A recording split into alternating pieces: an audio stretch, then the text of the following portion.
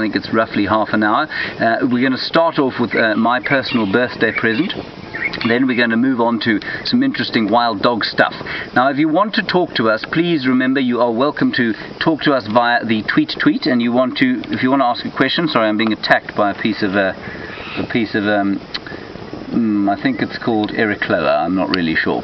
I've ceased to be attacked by it now. Talk to us, ask us questions, wild dog based ideally, but if you wanted to ask us other things, that's fine. Not where I get my hair done, because obviously I do it myself. First of all, I'd just like to give a big shout out to Carol.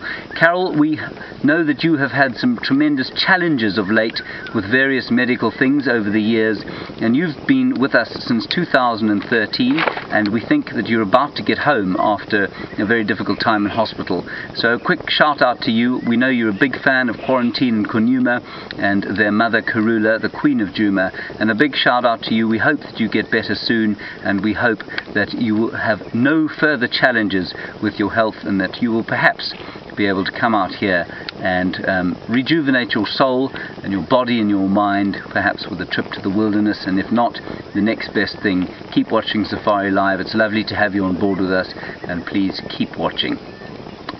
Keep safe, keep strong. Okay, let's move on. We're going to move on to my favourite sighting. Well, my second favourite. It's a 50-50 call. Probably my almost favourite sighting of the week, a tiny little elephant. It happened on the morning of my birthday, my 23rd birthday. That's a foul and contemptible lie. But yes, it was on the morning of my birthday, a tiny newborn elephant. We're going to have a look at a clip, and I'll see you just afterwards. Take a look at this. What a treat this is. That is a tiny, tiny baby elephant. I don't think more than a few days old, if that. So sweet.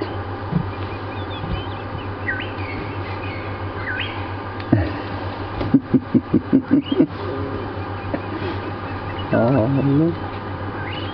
How she doesn't stand on it, I just cannot understand. Oh, look, it's got a little step to go down.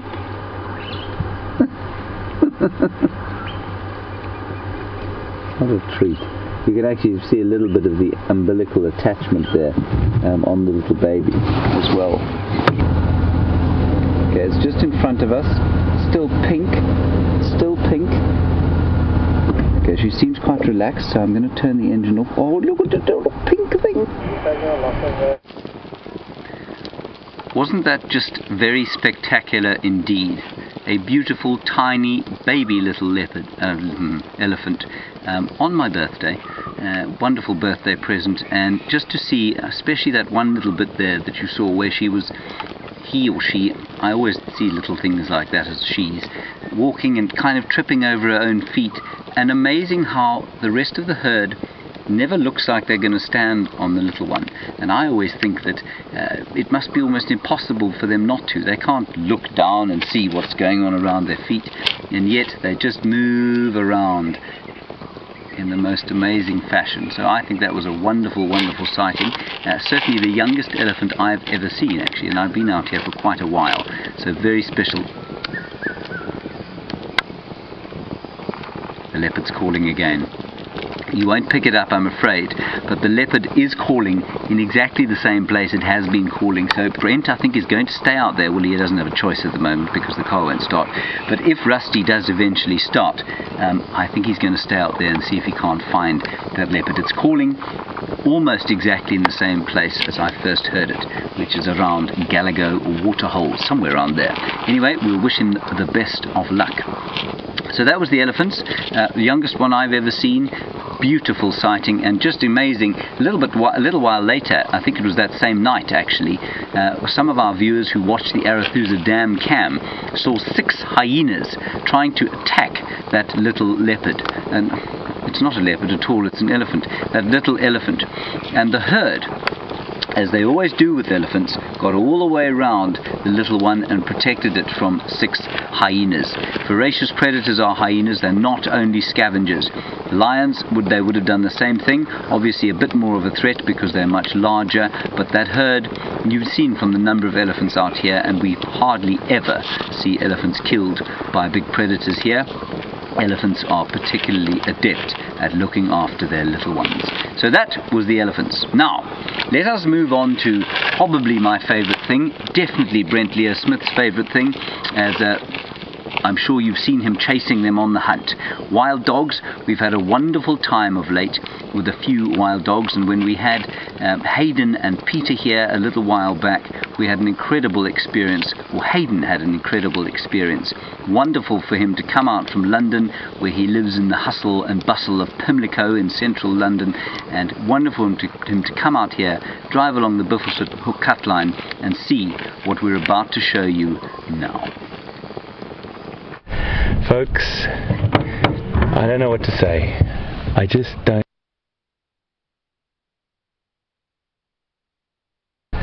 Folks, I don't know what to say. I just don't know what to say. This place blows my mind. We just drove down this road, and Liam and I were just talking about the wild dogs that we saw down here about a year ago, and how fantastic it was. And look at this. We found the pups. Oh my goodness, this is just sensational. The pups. Oh my gosh. Now, I'm hoping that these are the adults belonging to this pack, or maybe they're not. Don't know if they've seen each other. Yes, they are. I think they're a little bit concerned. Here comes the pups. It's all about to happen now, guys. Listen to this. Oh.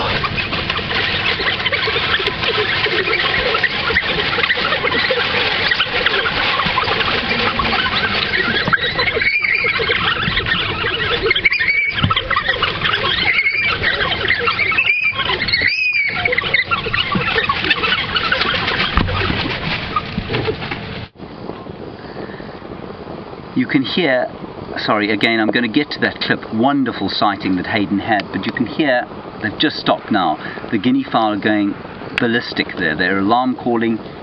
There's stuff going down there around where Brent and Rusty and the leopard are, probably none of them moving very far at the moment. So, an incredible sighting there of the pep rally, as it were. That's the rallying call that the pups and the adults make. Now that's the first time we've seen those pups. There were apparently 13 when they were born. The average, I did a bit of wild dog research to refresh my mind today. The average size of a wild dog litter is between 12 and 21 pups. So 12 is not unusual. There were 13 in this one. 2 of them died, and this is the Investec pack. They've also lost an adult to a bite from a snake. Now, Jeannie, on the back end of that clip, you want to know about when the pups leave the pack, and I was doing a little bit of research on this as well, because I initially thought for a while that it was after not much more than a year. It turns out that that is not the case, and it's quite variable as to when they do and don't leave the pack. So in a small pack like this, I think what you'll find is that the least dominant members may remain in the pack for life. Now what that does is, because they're not dominant, they will not breed with each other, and so there's no problem with inbreeding. But what you will find is that the more dominant ones, that were potential alpha and beta dogs, I think will disperse. The males go off on their own, females go off on their own, probably not before they have helped to raise next year's litter of pups. So not before sort of 2 years. They only start properly hunting after 12 months. So while they are moving with the pack now on the hunt, and we'll show you a little bit of that just now, while they are doing that, it's unlikely that they will move off before sort of 2 years. And then Donna in South Carolina, I think you've asked me a few questions that have stumped me over the last few months, and this one comes some way to doing that. You ask the very salient and clever question, why, when they are so vulnerable, do they make such a noise when they meet up? Surely it would attract other predators. I think there are two things, or a number of aspects to this question that we should address, and they're quite interesting. The first is that the pups, of course, are not. I don't think dogs are as vulnerable as we think they are. They're vulnerable to disease. They're vulnerable to anthropogenic effects. Fences, they don't like. They get poisoned by farmers if they go out of the fences. They need enormous areas. So in the absence of man, they are still the third on the predator hierarchy, and sometimes a second. So we've got the lions at the top, then the hyenas, then the dogs. And the dogs and the hyenas can swap depending on the numbers in their packs and their clans. So they're not that vulnerable to other predators.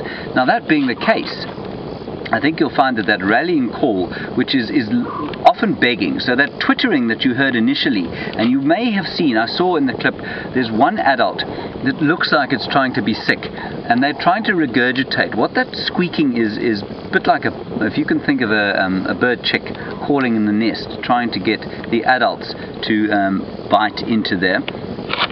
What happens is that the pups beg, they squeal like that, and then the adults regurgitate. So it's not just a rallying cry. I think there's a lot of begging going on in there, but I think that there is a certain amount of social interaction, and that will involve noises, but they're not as vulnerable as we think they are. If they're in the pack like that together, lions are their only real danger in the wild, outside of any other kind of anthropogenic effect. So I think, Don, I hope that answers your question. Because I am alone tonight, of course, you may see me start to stare blankly at the screen like that, and that means that I'm hearing the next question. Normally we would then hand over to one of us, so I'm now going to stare blankly while I listen to the next question.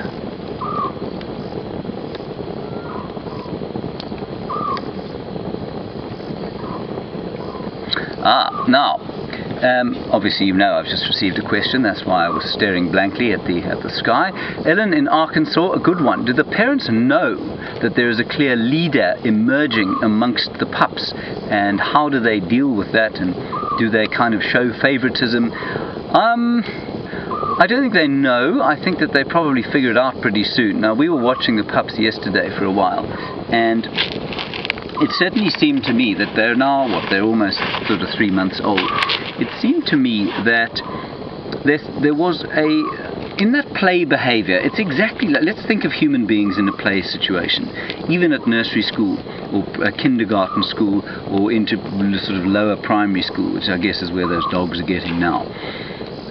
When you see little boys playing with each other, not so obvious with girls, but they're also doing it, little boys playing with each other, they play fighting, and they're kind of boxing each other around, pushing each other over.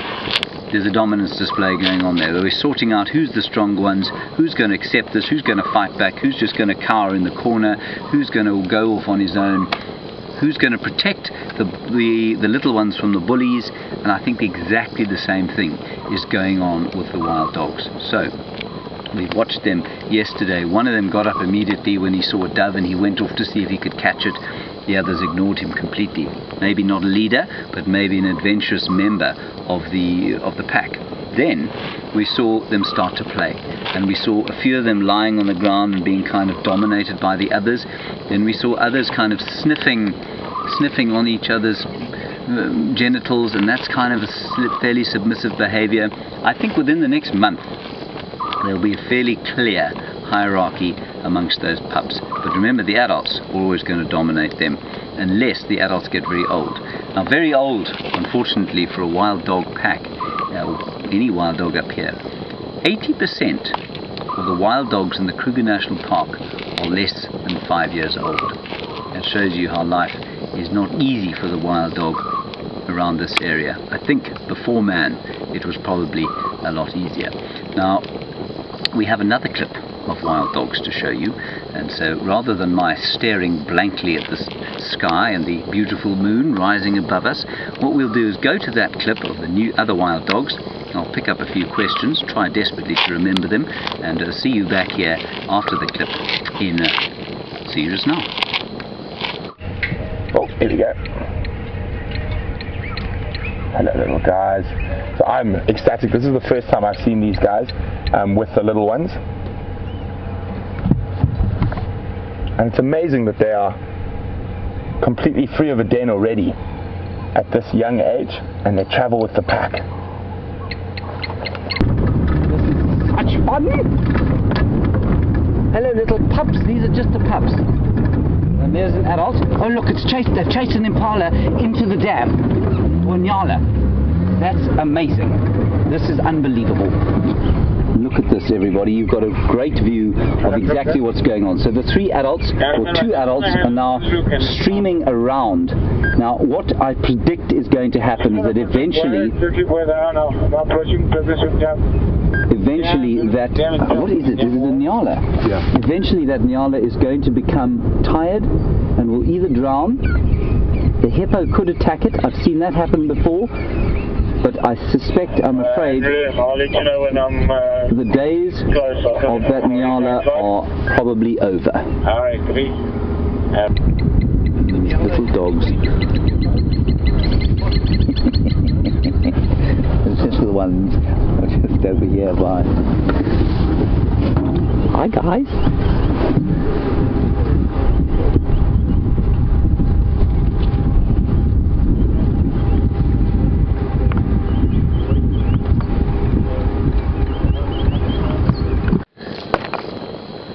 What a sighting that was, and I know my voice got a little high-pitched stages. It was because I was genuinely astonished by that sighting, and even with Rusty's troubles we still managed to have an incredible sighting of those 11 dogs, that hapless Nyala, who I'm happy to say made it through the ordeal.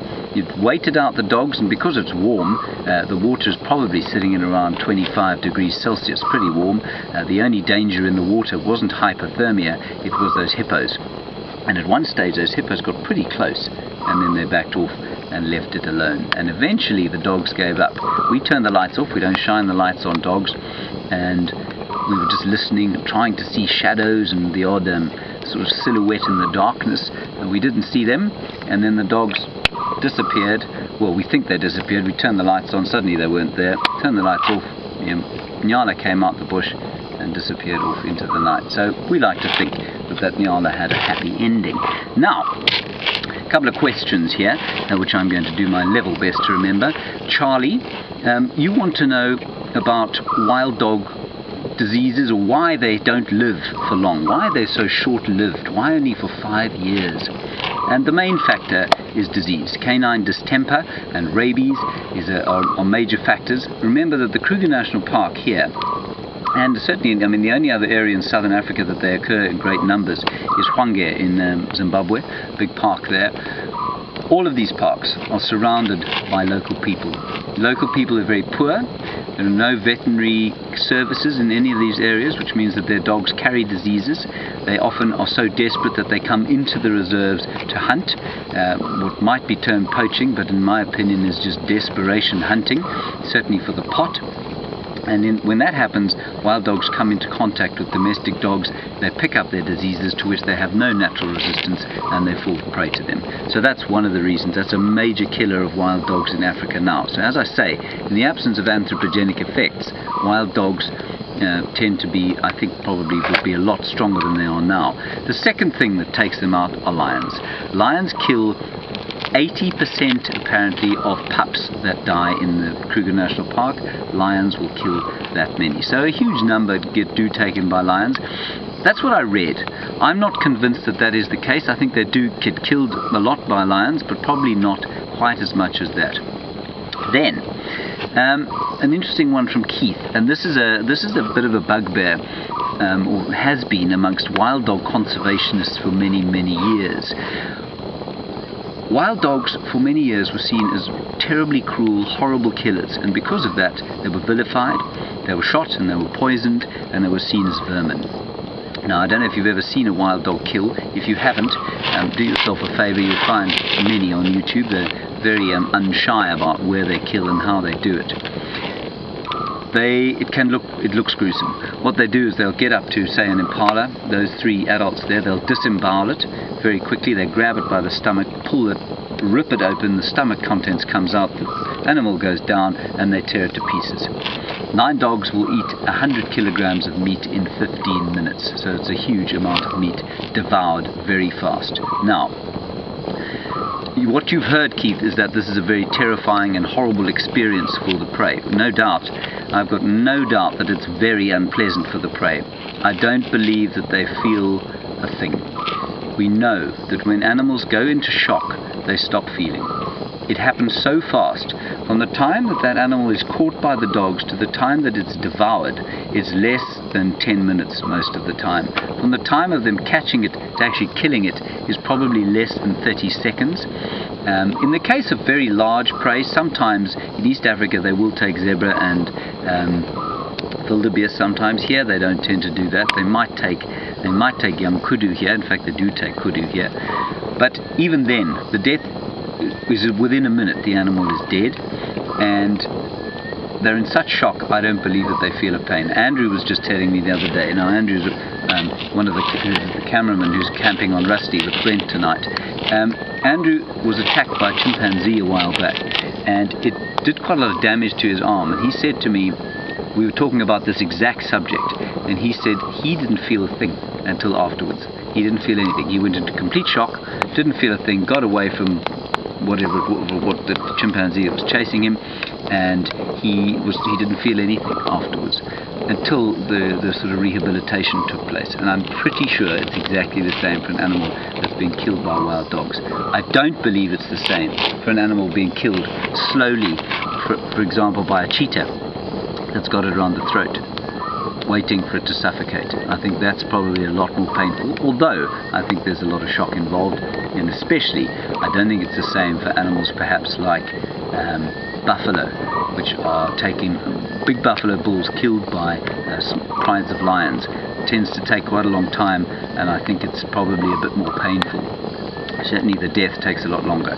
So Keith, in a roundabout, long-winded way, there's no need to worry that there's any kind of pain to the animal. Right, we have another question coming through.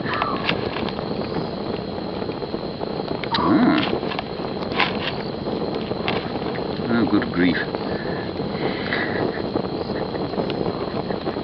And totally off topic here, Yvonne, if you watch MasterChef South Africa and you say that you've heard about pup, chakalaka and braais. Now, for those of you who don't know, braai is a South African form of barbecue. It's exactly the same thing. It is the cooking of meat on an open fire or some coals. Chakalaka is a kind of chili, mango, different kinds of things. So it's like a kind of relish, a sweet relish of some kind. And then pup is a sort of African polenta, if you like. It's a maize meal porridge. And you want to know, do we eat this kind of stuff in camp? Sometimes we do, yes. Many people have come out here while I've been guiding and have said, listen, we'd like to taste some African cuisine. There's an elephant.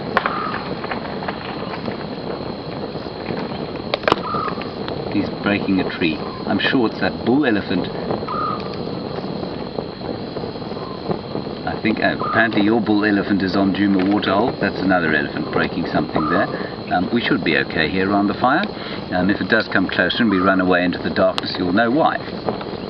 So a lot of people have come out here and said, well, can we taste African cuisine? And the simple fact of the matter is that in this area, indigenous African cuisine is very few and far between, and that is not any aspersion on the local people here. It's a fact of life that the ingredients available for cooking out here are almost non-existent. There's nothing in the way of like a natural chili, natural salt or natural flavorant, so the food tends to be very bland, and most of the local people out here now use quite a lot of Indian influenced foods or Mexican influenced, so they use a lot of chilies. North Africa obviously produced a huge amount of interesting cuisine, as did the Cape. When the Malays came over as slaves back in the 1600s and 1700s, they brought with them a lot of Malaysian cuisine, and that obviously added a lot of spice and flavour to South African food. But local cuisine here, pup, maize meal porridge, is an entirely tasteless affair unless it tastes like whatever you put on top of it. Otherwise it's like eating sort of thick white water. Chakalaka is a kind of stew, vegetable stew if you like, and that's what you put on the pup. So that's basically your answer, Yvonne. Now I'm going to play you a little song. And this song is not a South African song, but it was written in South Africa. And it was written in South Africa by, I think, one of the greatest American songwriters in history, and that is Paul Simon. And it was written by him about a chap called Joseph Shabalala. And Joseph Shabalala, who many of you might know, is the leader of the iconic and Grammy award-winning Ladysmith Black Mambazo. And they were put on the map by Paul Simon during his 1987 or 5 album called Graceland. And this song is called Under African Skies, and it's by Paul Simon from the album Graceland.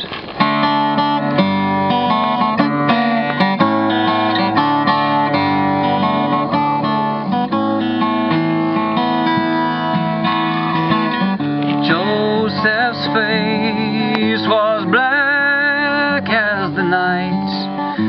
The pale yellow moon shone in his eyes. His path was marked by the stars of the southern hemisphere, and he walked the length of his days under African skies.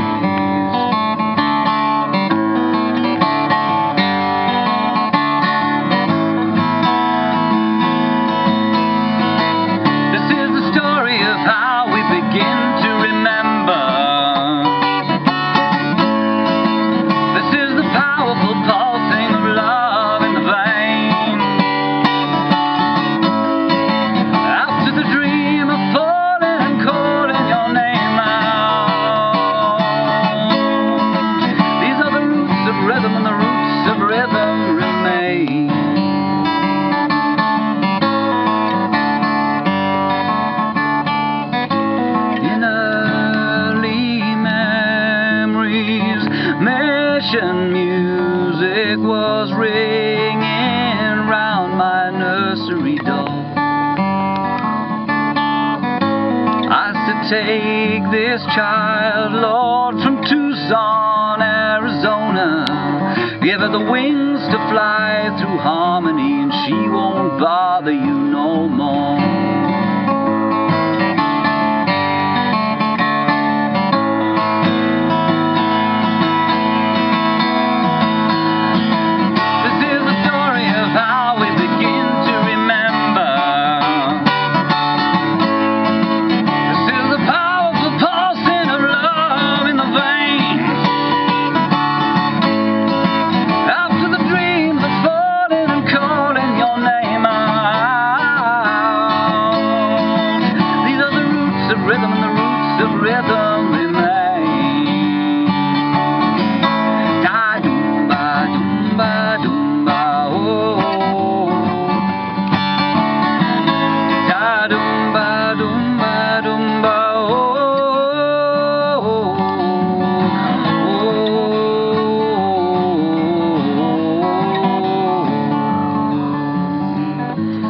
Joseph's face was black as the night, and the pale yellow moon shone in his eyes.